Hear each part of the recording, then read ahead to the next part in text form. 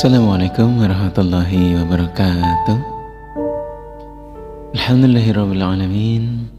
Asyhadu an la ilaha illallah wa asyhadu anna Muhammadar Rasulullah sallallahu alaihi wasallam wa ala alihi wa ashabihi wa man tabi'ahum bi ihsanin ila yaumiddin. Amma ba'd. Bismillahirrahmanirrahim. Ialah yang pertama, kewajiban orang tua terhadap anak.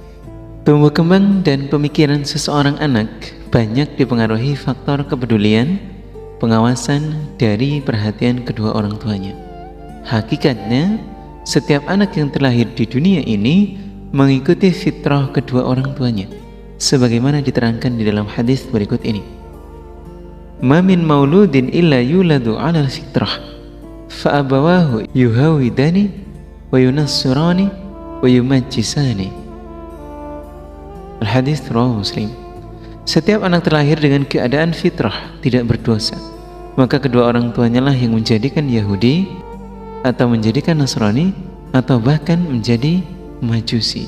Agar anak-anak kita bisa tumbuh berkembang menjadi anak yang sehat serta bisa berhasil mencapai target pembinaan, ialah berhasil mencapai tri sukses pembinaan generus yang alim fakih, akhlakul karimah serta mandiri, dan bisa mempraktekkan 6 tabiat baik di dalam jamaah, ialah jujur, amanah, mujid, rukun, kompak, dan kerjasama yang baik, serta memahami dan mempraktekkan 4 hal keimanan, ialah bersyukur, mengagungkan, mempersungguh, dan selalu berdoa kepada Allah, serta berhasil bekerja dengan menetapi prinsip kerja di dalam jamaah, ialah benar korup janji, kemudian menikah dengan sesama jamaah.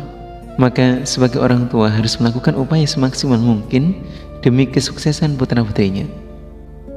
Beberapa upaya yang harus dilakukan adalah: yang pertama, berupaya merawat dan mencukupi kebutuhan pokok hidup anak-anaknya.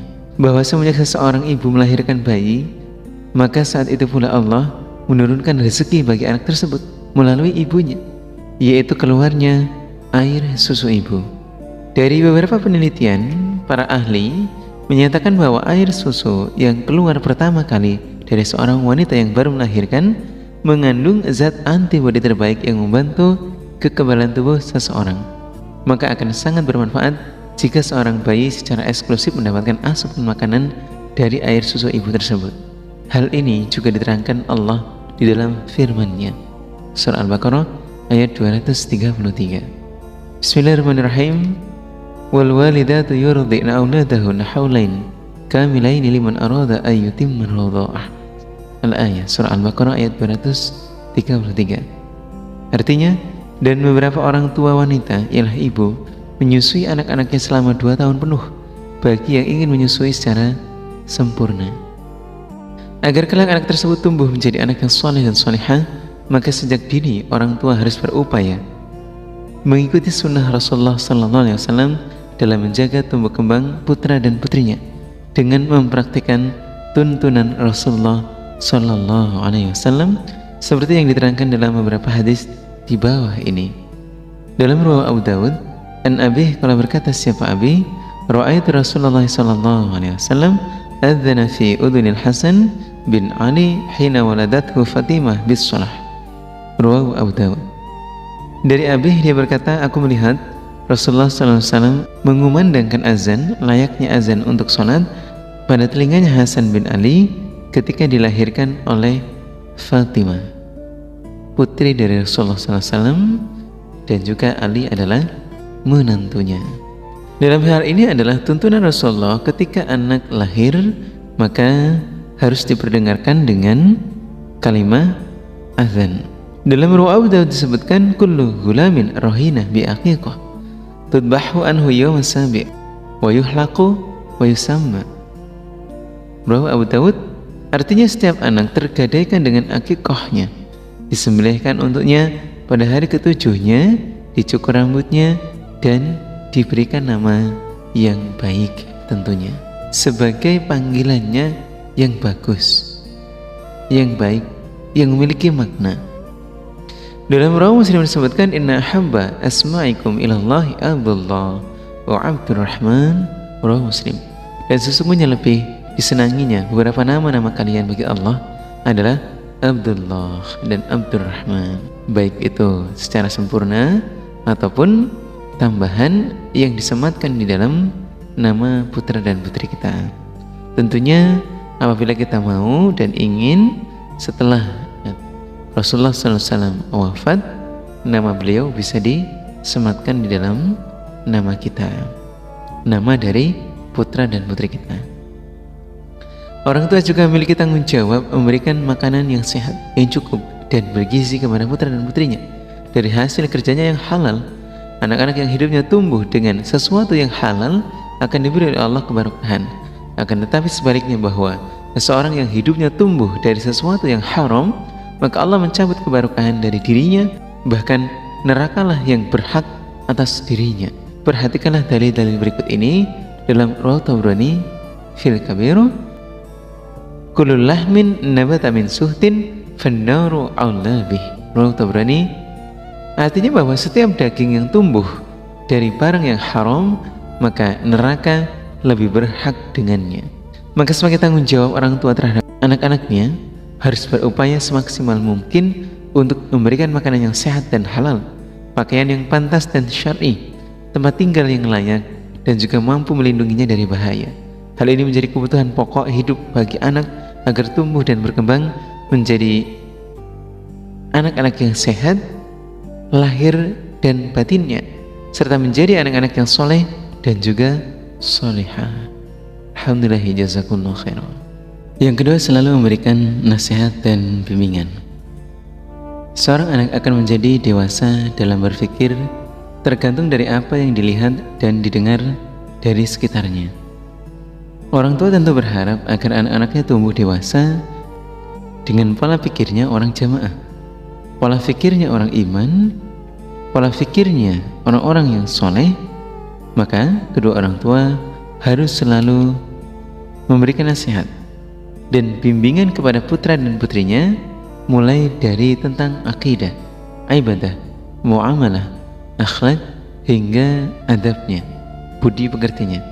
Hal ini sebagaimana yang telah dipraktikkan oleh Luqman Al-Hakim, ialah orang soleh yang diterangkan di dalam Al-Quran. Dalam surah Luqman ayat 13 disebutkan, A'udzubillahi minasyaitonirrajim, Bismillahirrahmanirrahim. Wa idh qala Luqman li ibnihi wa huwa ya'idhuhu ya bunayya la tusyrik billah innasyirka la dzulmun 'adzim. Surah Luqman ayat 13. Artinya, dan ceritakanlah wahai Muhammad ketika Luqman berkata kepada anak laki-lakinya ketika dia memberikan nasihat kepadanya, wahai anakku, janganlah engkau menyekutukan kepada Allah. Sesungguhnya menyekutukan Allah adalah aniaya yang besar. Ini memberi nasihat tentang akidah, memberikan nasihat tentang ibadah yang benar sesuai dengan apa yang dilaksanakan oleh orang tuanya, menjadi ahli ibadah. Kemudian di dalam surah Luqman ayat 17 sampai dengan 19 disebutkan, Bismillahirrahmanirrahim. Ya bunayya aqimis salata wa'mur bil ma'ruf wanha 'anil munkar wasbir 'ala ma asabaka inna dzalika min 'azmil umur wa la tusair khaddaka lin-nas wa la tamshi fil ardi marha innallaha la yuhibbu kulla mukhtalin fakhur wa qsid fi mashika waghdud min sawtik inna ankara al-aswat as-sautul hamir. Surah Luqman ayat 17 sampai 19. Artinya, wahai anak-anakku, tegakkanlah sholat dan perintahlah dengan kebaikan dan mencegahlah dari kemungkaran dan bersabarlah atas sesuatu yang menimpa kepadamu. Sesungguhnya demikian itu adalah tetapnya perkara yang seharusnya ditetapi. Dan janganlah engkau memalingkan wajahmu dari manusia, dan janganlah engkau berjalan di muka bumi dengan sombong. Sesungguhnya Allah tidak senang pada setiap orang-orang yang sombong lagi congkak. Dan pelan-pelanlah ketika berjalan, dan rendahkanlah suaramu. Sesungguhnya lebih diingkarinya atau dibencinya dari beberapa suara adalah suara hewan khimar. Di dalam memberikan nasihat dan bimbingan terhadap anak, orang tua hendaknya juga bisa memahami karakter dari putra dan putrinya. Orang tua tentu sudah memahami dari kesekian putra dan putrinya memiliki sifat dan kebiasaan yang berbeda-beda. Maka seyogianya orang tua dalam memperlakukan putra dan putrinya, menasehatinya, membimbingnya sesuai dengan karakternya masing-masing. Terkadang seorang anak merasa tidak nyaman jika selalu dibandingkan dengan saudaranya yang lain, sehingga jika dia sudah merasa tidak nyaman, maka akan sulit menerima nasihat dari orang tuanya. Meskipun nasihat itu berisi sesuatu yang baik dan menguntungkan bagi dia, hal ini tentu sangat tidak diharapkan oleh orang tua. Maka ketika akan memberikan nasihat, bimbingan, arahan, sebaiknya orang tua melihat situasi dan saat yang tepat, enak dan juga nyaman. Selanjutnya yang ketiga adalah memilihkan guru dan tempat pendidikan yang terbaik. Anak-anak yang terlahir dalam hidup di zaman akhir seperti ini, saat ini tentunya dalam mempertahankan keimanannya akan mengalami cobaan yang jauh lebih besar daripada generasi sebelumnya. Paket cobaan yang akan mereka alami mengikuti kondisi perkembangan zaman yang mereka jumpai. Bahkan akan datang suatu zaman di mana berubahnya keimanan kefahaman seorang akan sangat cepat dan tidak terduga.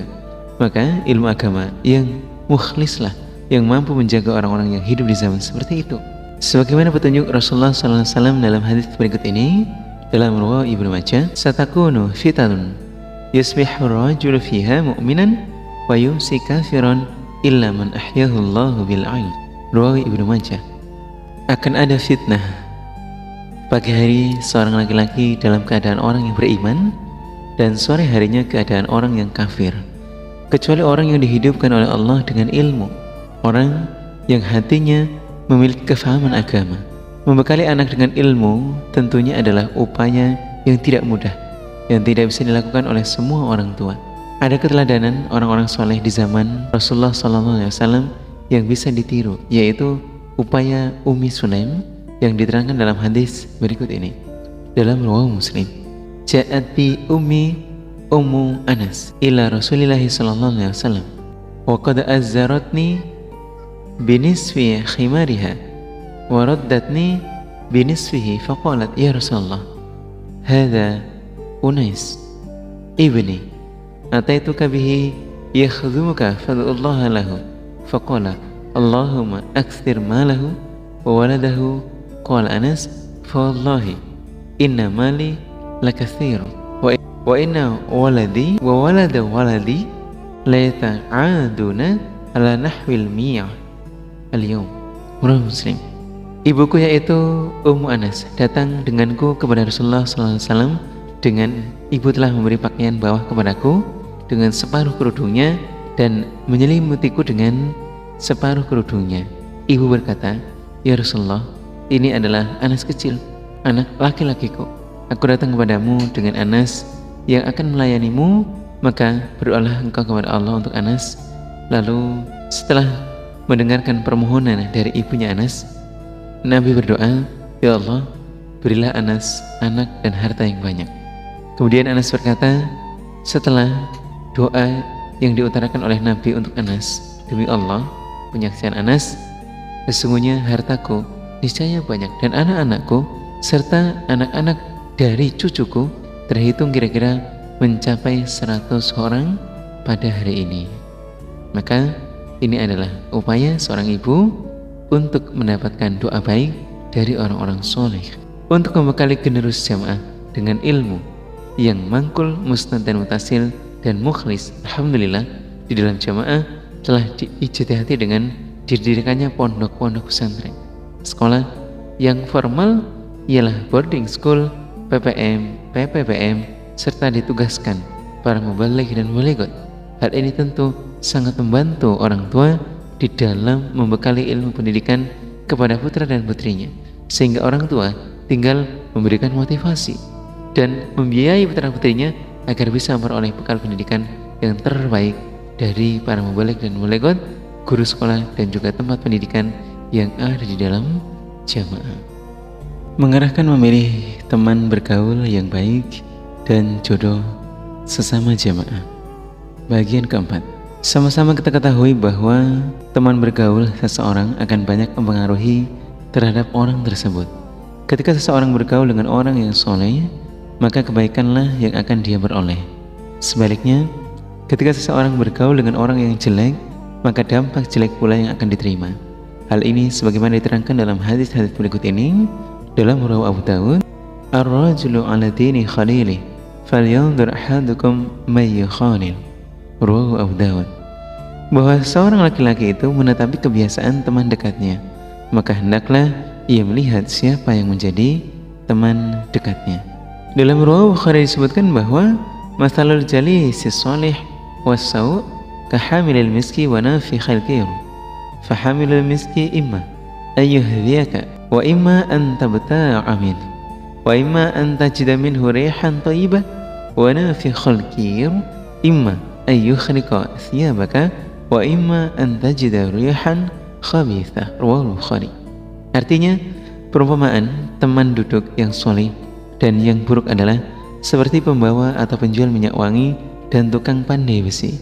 Adapun pembawa atau penjual minyak wangi, bisa jadi dia akan memberimu minyak wangi, menawarkan atau engkau akan membeli darinya, dan engkau akan mendapatkan bau harum darinya.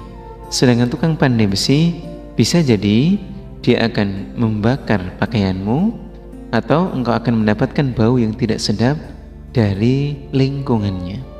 Sebagai orang tua harus berupaya ekstra untuk bisa mengarahkan putra dan putrinya dalam memilih teman bergaul, mulai dari teman bergaulan di sekolah, kampus, tempat kerja, atau bahkan teman bergaulan di media sosial. Hal ini penting, dan yang terpenting harus diperhatikan dari teman bergaul putra dan putrinya adalah tentang kefahaman agamanya, budi pekertinya, semangat belajarnya, serta jiwa kemandiriannya. Tidak jarang, anak yang awalnya faham, penurut, sopan, dan semangat dalam bekerja, akhirnya berubah kefahamannya menjadi anak yang liar dan menjadi anak yang durhaka, dan juga menjadi anak yang malas. Semua terjadi akibat dari salah memilih teman bergaul. Hal ini tentu akan membuat kecewa bagi kedua orang tuanya, bahkan menjadi beban pikiran yang sangat berat semasa hidupnya. Serta yang paling berat tentu, hal itu akan menjadikan beratnya hisaban di hadapan Allah. Sebelum semuanya terlambat, orang tua agar lebih teliti dalam memantau teman pergaulan putra dan putrinya. Ada upaya komunikasi dengan orang lain untuk memastikan putra dan putrinya telah bergaul dengan orang-orang yang soleh dan solehah. Masa puncak orang tua dalam mendampingi putra dan putrinya saat memilih teman dekat adalah saat menentukan jodoh pasangan hidupnya, untuk kebaikan dan keberkahan hidup putra dan putrinya kelak jika sudah berumah tangga. Maka orang tua juga berkewajiban memilihkan pasangan hidup yang baik bagi putra dan putrinya dengan mengutamakan memilih calon bagi putra putrinya dengan mengutamakan memilih calon pasangan yang memiliki kefahaman ibadah, memiliki kefahaman agama, memiliki kefahaman jamaah, dan budi pekerti yang baik. Hal ini sudah dicontohkan oleh Nabi Syuaib alaihissalam ketika menikahkan putra dan putrinya dengan Nabi Musa alaihissalam, setelah mendapatkan cerita dari anak perempuannya tentang kebaikan Nabi Musa, seperti yang telah diterangkan dalam Al-Quran. Bismillahirrahmanirrahim. Wala inni uridu an unkihaka ihda banatayya hataini ala an ta'juruni thamaniya hijaj. Al-ayat, surah Al-Qasas ayat 27. Artinya, Nabi Syuaib berkata, sesungguhnya aku bermaksud ingin menikahkan kamu Musa dengan salah seorang dari kedua anak perempuanku ini, dengan ketentuan bahwa dirimu bekerja padaku selama 8 tahun. Jadi kemudian Nabi Syuaib mendapatkan cerita dari anaknya bahwa Nabi Musa adalah sosok pribadi yang menjaga terhadap dirinya, memiliki kefahaman, dan senang untuk membantu terhadap orang lain. Ketika anaknya Nabi Syuaib ingin mengambil air di sumur yang tertutup oleh batu, beliau membantunya. Kemudian ketika Nabi Musa berjalan, atau beliau memilih di depan, dikarenakan tidak ingin mengamati dari belakang ialah fisik dari putri-putri Nabi Syuaib tersebut. Sehingga dari hal itulah dia memberikan ketentuan atau petunjuk kepada dua putri Nabi Syuaib agar kalau kemudian belok kanan atau kiri, tinggal arahkan saja terhadap dirinya, tanpa Nabi Musa berjalan di belakang. Hal ini membuat Nabi Syuaib terkesan bahwa selain suka untuk menolong, beliau juga paham dalam urusan agama, menjaga terhadap keadaannya seorang wanita yang bukan mahramnya. Dalam riwayat Tirmidzi disebutkan, "Idza khataba ilaikum man tardawna dinahu wa khuluquhu fazawwijuhu illa taf'alu takun fitnatun fil ardi wa fasadun 'ariyad." Riwayat Tirmidzi. Artinya, ketika seseorang melamar kepada anak perempuan atau kerabat kalian, sedangkan kalian ridho agama dan akhlaknya, maka nikahkanlah dia, karena jika tidak, niscaya akan terjadi fitnah di muka bumi dan kerusakan yang besar. Nah, terlebih bagi orang tua yang memiliki anak-anak perempuan, saat memilihkan jodoh bagi anaknya agar benar-benar mengutamakan kefahaman agama dan budi pekertinya. Karena anak perempuan ketika sudah menikah, maka kewajiban taat terbesarnya adalah pada suaminya. Ketika kita memilihkan suami yang soleh, maka sama halnya dengan kita telah memilihkan jalan yang mudah bagi anak putri kita menuju kebahagiaan yang sejati, kebahagiaan di dunia dan juga di akhirat bagi dirinya. Selalu berdoa untuk kebaikan seorang anak. Ketika orang tua mampu mencukupi kebutuhan lahiriah anak-anaknya sehingga pantas dan hidup layak, maka itu bisa menjadi kebanggaan tersendiri. Namun hal itu di saat dan kondisi tertentu terkadang tidak mampu dilakukan oleh orang tua. Ada sesuatu yang nilainya melebihi semua itu dan pasti bisa diberikan semua orang tua kepada semua putra dan putrinya, yaitu cinta, kasih sayang, ridho, dan doa. Doa yang baik dari orang tua yang selalu dipanjatkan kepada Allah untuk putra dan putrinya akan mengiringi kesuksesan, kemudahan, dan keberkahan hidup putra putrinya. Karena doa orang tua termasuk doa yang pasti akan dikabulkan oleh Allah. Sebagaimana diterangkan dalam hadis dalam riwayat Tirmidzi disebutkan, "Thalathu da'awatin mustajabatun la syakka fihinna, da'watul mazlum, wa da'watul musafir, wa da'watul walidi ala waladi." Riwayat Tirmidzi. Ada 3 doa yang pasti akan dikabulkan, tidak diragukan lagi dalam terkabulnya. Ketiganya yaitu adalah doanya orang yang dianiaya, doanya musyafir, ialah orang yang bepergian, dan doanya orang tua terhadap anak-anaknya. Sebagai orang tua, hendaknya selalu mengiringi setiap langkah putra dan putrinya dengan doa. Ketika hendak berangkat sekolah, kuliah, atau bekerja, lepaskan kepergian mereka dengan doa keberkahan di waktu dan tempat-tempat yang mustajab. Orang tua jangan lupa untuk memanfaatkan dan menyempatkan berdoa kepada Allah demi kesuksesan dan keberkahan putra dan putrinya dengan contoh-contoh doa sebagai berikut ini. Ini sebagai simulasi. Ya Allah, jadikanlah anak-anak kami menjadi anak-anak yang soleh dan solehah, yang ahli ibadah, ahli perjuangan, dan berakhlakul karimah. Ya Allah, jauhkanlah anak-anak kami dari perbuatan-perbuatan dosa, perbuatan-perbuatan maksiat, perbuatan-perbuatan yang menyebabkan hina dan tercela di dunia dan di akhirat. Ya Allah, jadikanlah anak-anak kami menjadi anak-anak yang ahli ilmu, baik ilmu dunia dan utamanya adalah ilmu akhirat. Ya Allah, jadikanlah anak-anak kami selalu berbakti, ta'zim, dan taat kepada kedua orang tua dan menjadi jariyah bagi kedua orang tuanya, yang pahalanya selalu mengalir sampai setelah kedua orang tuanya wafat sewaktu di dunia. Ya Allah, jadikanlah anak-anak kami berhasil dan sukses dalam menggapai cita-cita yang luhur untuk keberkahan hidupnya di dunia dan juga di akhirat. Rabbana hab lana min azwajina wa dzurriyyatina qurrata a'yun waj'alna lil muttaqina imama. Rabbi hab li min ladunka dzurriyyatan thayyibah innaka sami'ud du'a. Allahumma ij'al auladana auladan shalihin hafidhina lil Qur'ani was sunnah fuqaha fid din wa barakal hayatahum fid dunya wal akhirah. Allahumma habib ilaihimul iman wa zayyanhu fi qulubihim wa karrih ilaihimul kufra wal fusuq wal isyan waj'alhum minar rasyidin.